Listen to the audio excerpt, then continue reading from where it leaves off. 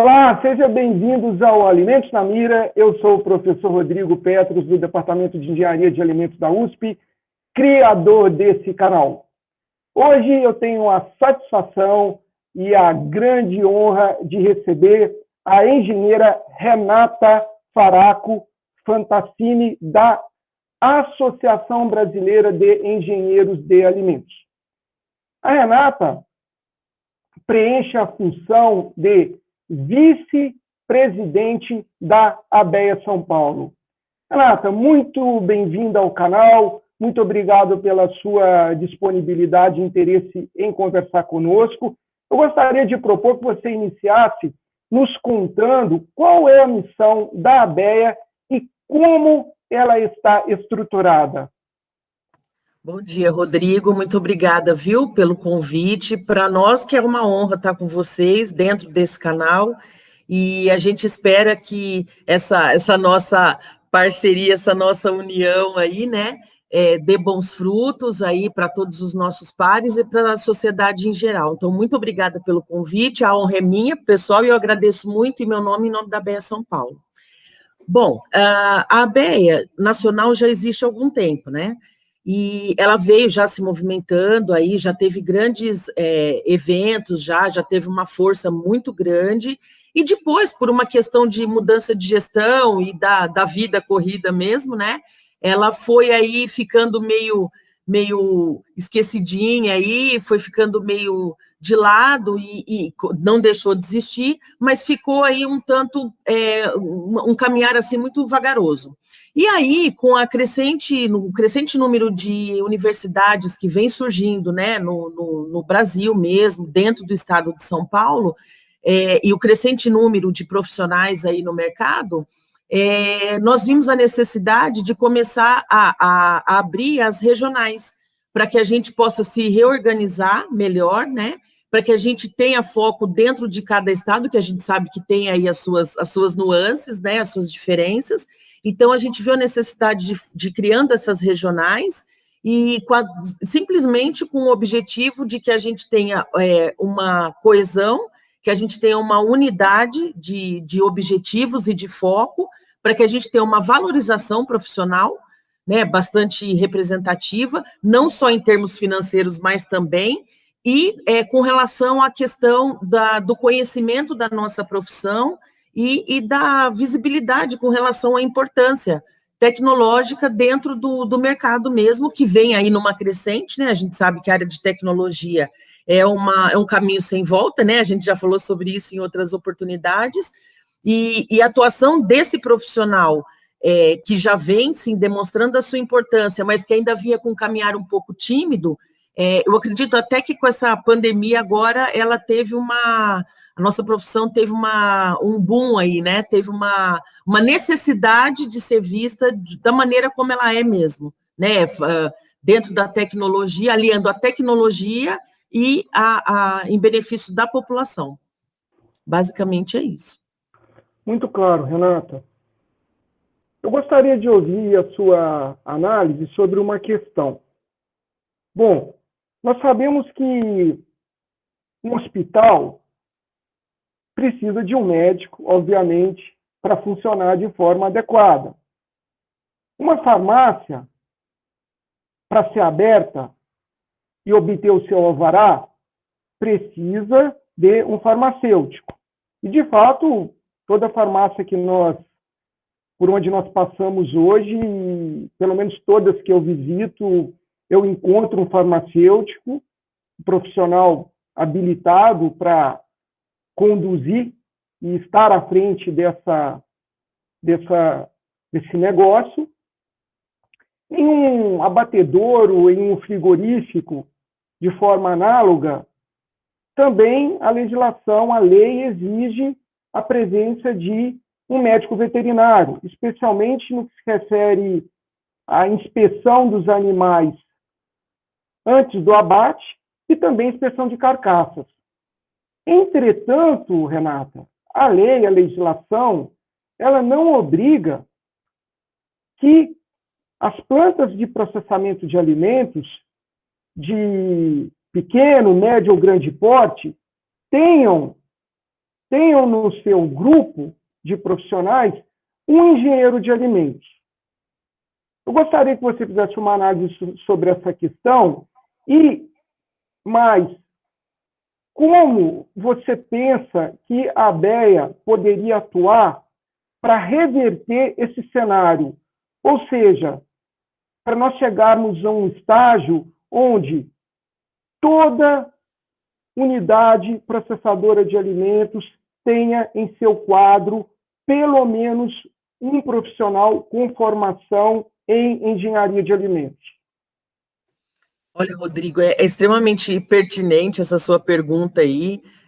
Não é a primeira vez, né? Claro, a gente sabe que a gente já ouviu isso muitas vezes, até antes, né, da ABEA, porque eu, particularmente, sempre vi isso com uma certa indignação, né, como profissional mesmo, porque nós que cursamos aí engenharia de alimentos, nós sabemos a profundidade, né, do próprio aprendizado da grade, né, curricular, tão ligada aí. Eu vejo assim, a engenharia de alimentos uma engenharia muito diferente no seu aspecto de formação mesmo, porque as demais são bem definidas, né? Então, tem lá as engenharias que a gente chama as maiores aí, né?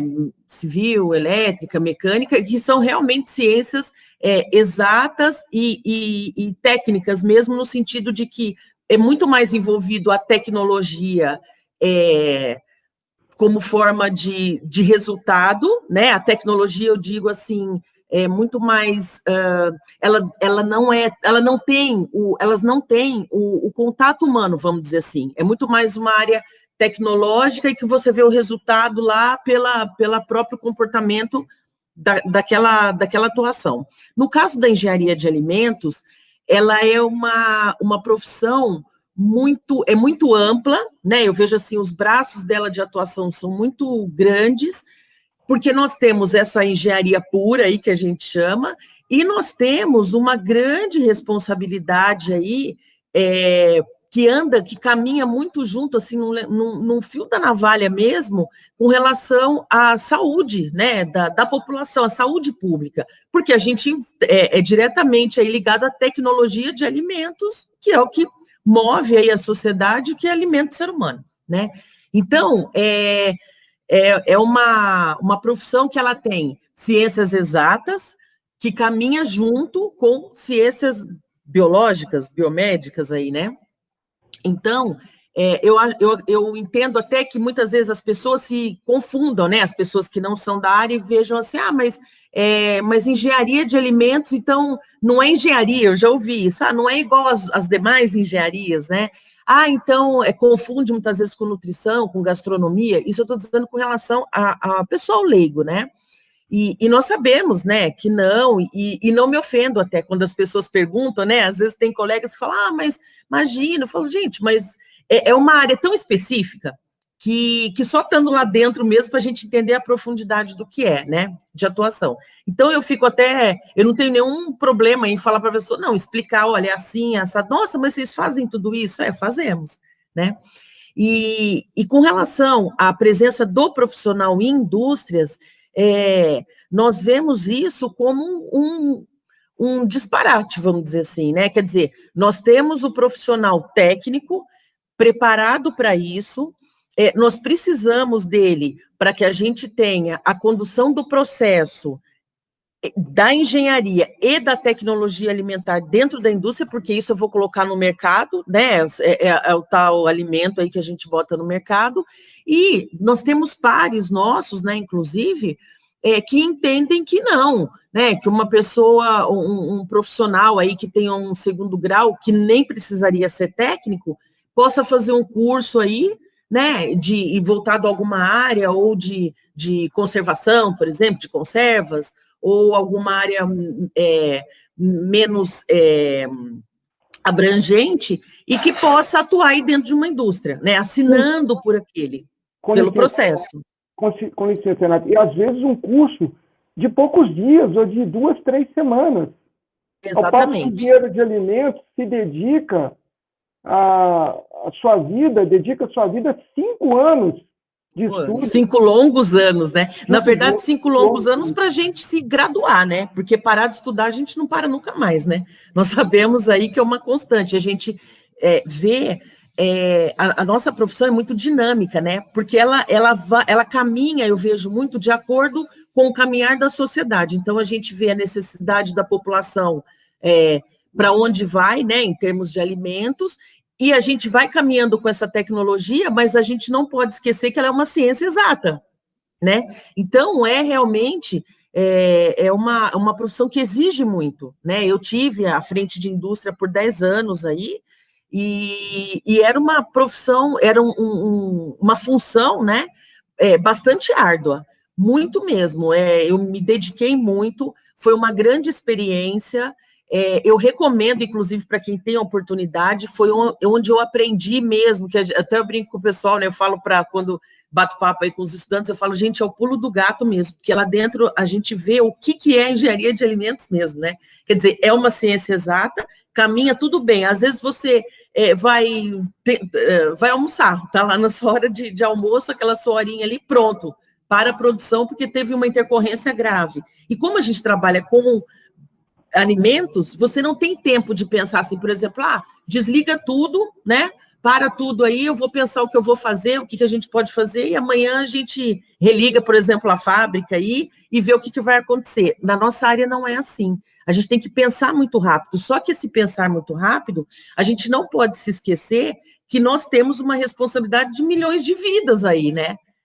Porque a gente vai colocar tudo aquilo no mercado e a maioria das pessoas que vão consumir são leigas, e a maioria das pessoas que vão consumir não sabem ler rótulo, né? Não sabem ler, não no sentido de não saber ler, né, o que está escrito, mas o entendimento, porque o rótulo é altamente técnico, né?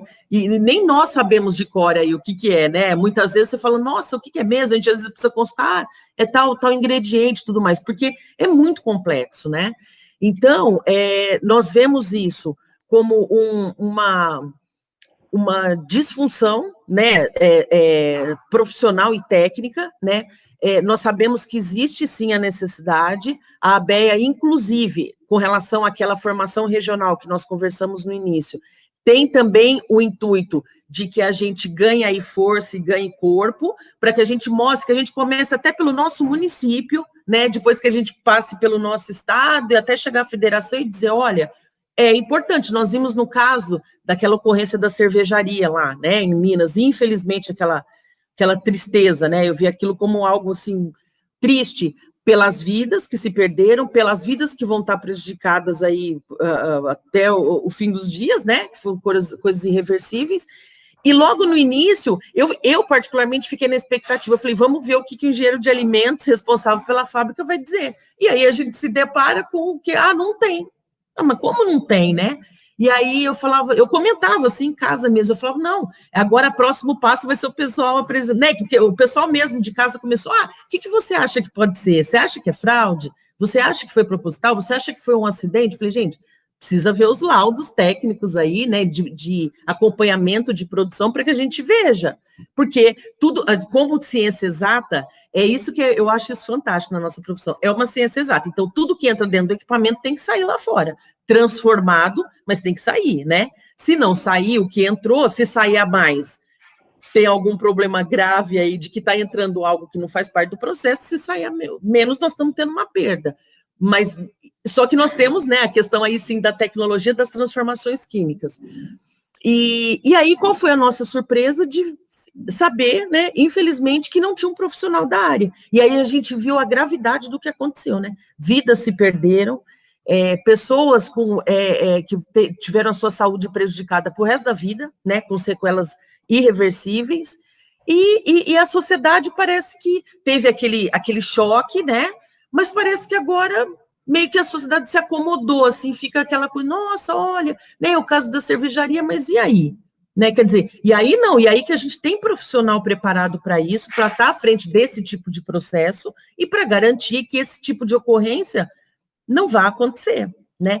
Então, nós temos sim a intenção de nos aproximarmos das universidades para criar essa consciência também, né, nos alunos, que nós sabemos que muitas vezes o aluno, ele sai, né, com aquela bagagem técnica excelente e depois fica receoso, né, meu Deus, o que eu vou fazer no mercado, né, então dá a ideia de dizer, não, olha, a gente está aqui para te ajudar, para te apoiar no que precisar, o caminho é assim, funciona dessa forma, né, nós tínhamos, inclusive, já uma grade preparada para esse ano, tratando disso, da importância, né, do associativismo, da importância da profissão, né, dentro do segmento social, e como o profissional lidar com isso. Só que, infelizmente, com a pandemia, tudo aí parou, né? Mas nós temos, sim, já isso bem firmado. Nós tivemos aí agora, né, no caso do guia alimentar aí, essa mobilização em termos de petição, né, e que nós vimos aí, infelizmente, a desunião da nossa classe, né, porque nós não conseguimos atingir o número mínimo aí de profissionais que a gente tem no Estado, e eu vejo isso como uma tristeza muito grande, porque nós só vamos conseguir ter a nossa representatividade, que é legal, inclusive, que é uma atribuição da nossa profissão, e ter a ocupação do nosso espaço, a partir do momento que o profissional perder esse receio de dizer assim, ó, eu sou engenheiro de alimentos, né, e estou preparado para enfrentar isso, né, de abraçar isso mesmo. Talvez, Renata, se ou quando a gente tiver um colega nosso, engenheiro de alimentos, integrado, de fato, ao Parlamento brasileiro e também às agências de regulamentação, como o Ministério da Saúde e Ministério da Agricultura, essa situação possa se reverter. Quem sabe, né? Algum dia. Se você for candidata a deputada federal, você tem meu voto.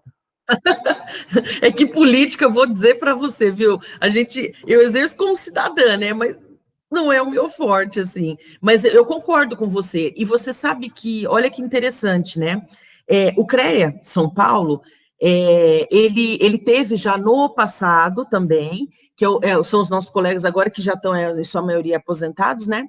Eles faziam parte do conselho e tudo mais. Só que durante muitos anos, depois que esse pessoal foi saindo, foi se afastando, o conselho ficou basicamente aí composto pelas demais engenharias, né, as engenharias grandes aí que a gente fala, em termos de número de profissionais, engenharia de alimentos como, por exemplo, engenharia de pesca, de engenharia de petróleo, né, que são em números menores aí, é um número reduzido, ficava assim meio esquecidinha, né. E aí, com a mudança da gestão, da diretoria do CREA São Paulo, houve um sangue novo, uma injeção de sangue novo muito interessante dentro do conselho. Então, nós temos hoje um colega nosso, que inclusive ele se formou comigo, o Gumercindo, que ele é superintendente de colegiados, engenheiro de alimentos. Nós temos a Cláudia, né, que você conhece, a Cláudia Pascoaletti, foi minha professora, e hoje ela faz parte da diretoria do CREA. E nós temos, dentro da Câmara de Química, porque os engenheiros de alimentos estão lotados dentro da Câmara de Química, no Conselho, a Cláudia é conselheira também, né, dessa Câmara. Então, eu falo, mas é pouco. Não, mas é pouco para quem não tinha nenhum, né, representante, e eles têm se movimentado e muito bem, sabe, dentro do Conselho e fazendo esse movimento para fora também, né, social. E aí a engenharia de alimentos começou a ganhar corpo também lá dentro, desde o ano passado. E aí nós tivemos, porque nós temos, né, o CREA tem os grupos de trabalho, são grupos anuais, dentro de cada Câmara, então eles escolhem um determinado assunto, né, que seja de interesse social, para que aquele trabalho seja revertido para a sociedade, e formam uns grupos de trabalho, grupos técnicos, né, para que se discuta aquele assunto. E o ano passado nós tivemos o grupo de trabalho de segurança alimentar, formado só por engenheiros, coincidentemente por engenheiras, mas não tem nada a ver com a questão de, porque era um grupo feminista, nada disso. Foi realmente a oportunidade, né, e a disponibilidade dos profissionais em participar desse trabalho, e nós nos reunimos durante o ano, praticamente o ano todo, e fizemos a apresentação do trabalho no final, e voltado para a segurança alimentar com base naquele programa da ONU, né, que agora, inclusive, ganhou o Nobel da Paz. E dentro desse trabalho, nós propusemos que a gente esteja mais próximo, né, das universidades, mais próximo dos grandes conselhos, né, para que a gente mostre a nossa representatividade, mesmo a importância, né, da nossa representatividade, e, inclusive, nós propusemos também a elaboração de manuais de fiscalização para o próprio conselho. Porque o que acontece hoje? Os próprios fiscais do CREA, que fiscalizam, sim, a atuação, né, do profissional, como está dentro do seu segmento de atuação, eles mesmos tinham essa necessidade de dizer, olha, eu não sei como abordar, né? Porque muitas vezes o fiscal chega na indústria e o proprietário ou o responsável não deixa ele entrar. Ah, não, aqui você não entra. Aqui eu já faço assim faz muitos anos. Não, mas eu preciso do seu documento. O senhor tem um engenheiro responsável, né? Não, aqui eu faço parte de outro conselho, sabe? Então a gente enfrenta uma série de problemas que você não tem ideia, assim. E o que eu vejo muito também? O próprio profissional, ele muitas vezes ele não se vê como um engenheiro, de fato. Então, por exemplo, busca se associar a um outro conselho, por exemplo, e se esquece que o nosso conselho de regulamentação é o CREA, mas por que o CREA? Porque é em moda? Não, porque é um conselho de engenharia, né? Então, se nós passarmos também a olhar para isso com um olhar positivo e ver a importância da gente estar registrado lá dentro, né, tanto do CREA e aí automaticamente do CONFEA, que é o Conselho Federal, aí sim, nós vamos ter uma coesão para que a gente tenha uma representatividade, e aí que casa com aquilo que você falou, no âmbito estadual e municipal, muito maior, né? Porque hoje a gente vê um número de registro pequeno, né? Porque o pessoal fala assim, mas o CREA não tem nada a ver comigo, por exemplo, né? Tem sim, né? É o nosso conselho de formação. E os conselhos, assim como a associação, têm por objetivo justamente promover e incentivar a capacitação constante do profissional. Então, isso é muito importante também. Hoje falta muito isso, não é por má vontade de conselhos e associações, porque você não tem número de profissional, por exemplo, para assistir um curso, vamos supor, um seminário dentro do CREA, porque você vai ver o número de inscritos, é muito pequeno, né? Então, a gente precisa ter essa consciência também, para que a gente diga assim, não, olha, nós estamos aqui, somos, né, importantes para a sociedade, temos orgulho da nossa profissão e estamos aqui para prestar o melhor serviço, né? Renata, muito obrigado pelo seu tempo, foi ótimo conversar com você, e a você que nos assiste, muito obrigado pela sua audiência no canal, e até o próximo vídeo no Alimentos na Mira.